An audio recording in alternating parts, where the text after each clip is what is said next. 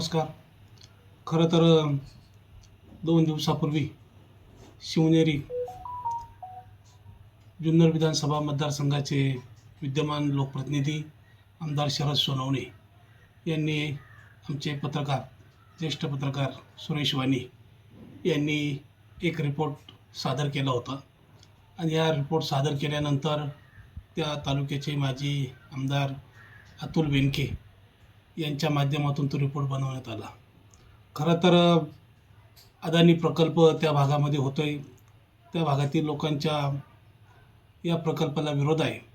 त्यामुळे माझे त्या भागातील सर्व पत्रकार बांधव आम्ही प्रत्येक ग्रामीण भागातील नागरिकांच्या मुलाखती घेत असतो. या प्रकल्पाबाबत नागरिकांमध्ये जागरूकता निर्माण करण्याचं काम करतो आहे. त्या भागातील सर्व संघटना देखील रस्त्यावर उतरलेल्या आहेत आणि या सर्व संघटनांना, शेतकऱ्यांना मदत करण्याचं काम मोफत आमचे पत्रकार बांधव करत आहेत. खरं तर ज्येष्ठ पत्रकार सुरेश वाणी यांनी या प्रकल्पाला जास्तीत जास्त विरोध करावा. माजी आमदार असो, सामाजिक संघटना असो, सर्वांना एकत्रित करण्याचं काम चालू केलेलं आहे. खरं तर ते स्वतः देखील एक नागरिक आहेत. त्यांच्या भागात देखील ती जागा जाणार आहे. त्यामुळे त्या प्रकल्पामुळे ते सुद्धा बाधित होणार आहेत. ही महत्त्वाची बाजू आहे.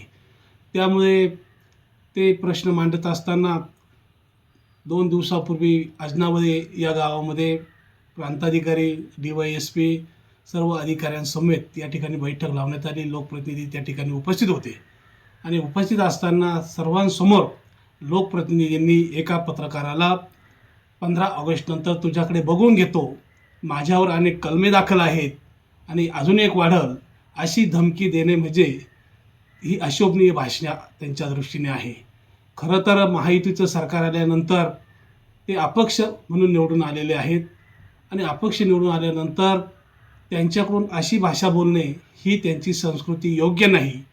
पत्रकारांना सर्वसामान्य जनतेचे प्रश्न मांडत असताना ते वैयक्तिक कुणाचे प्रश्न किंवा वैयक्तिक तुमच्यावर काही आरोप केला असेल तर त्याबाबत तुम्ही बोलले असते तर ठीक आहे, पण तुम्हाला तुमची प्रसिद्धी न करता माझी आमदाराची प्रसिद्धी होत असल्याचा आपल्याला इगो झालेला असावा, राग अनावर झालेला असावा.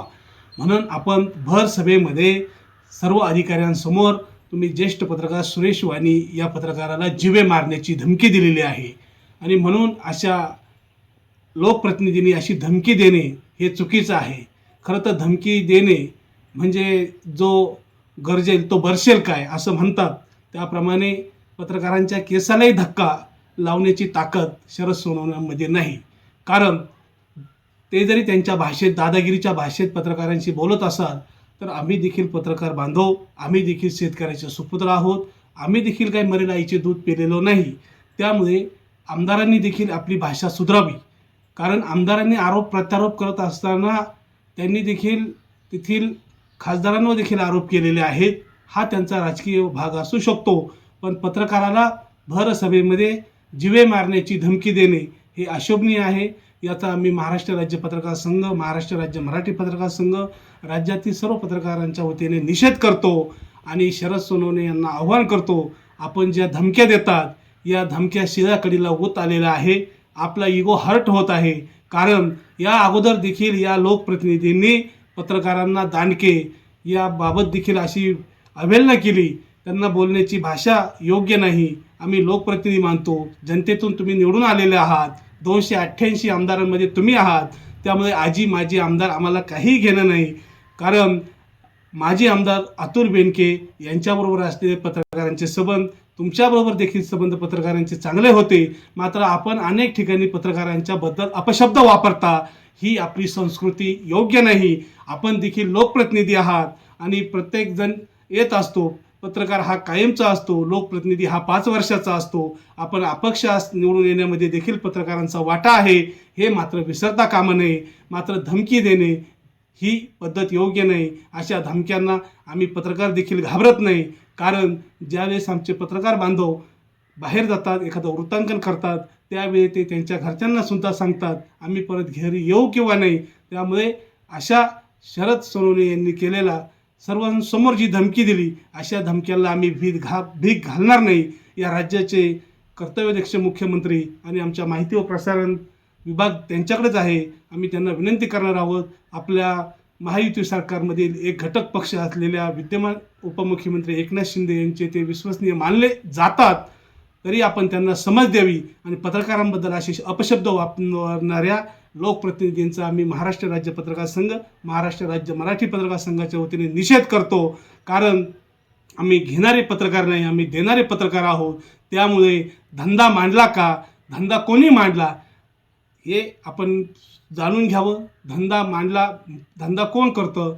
कारण तुम्ही लोकप्रतिनिधी आहात, तुमच्या तोंडून ही भाषा बोलणं हे उचित ठरत नाही.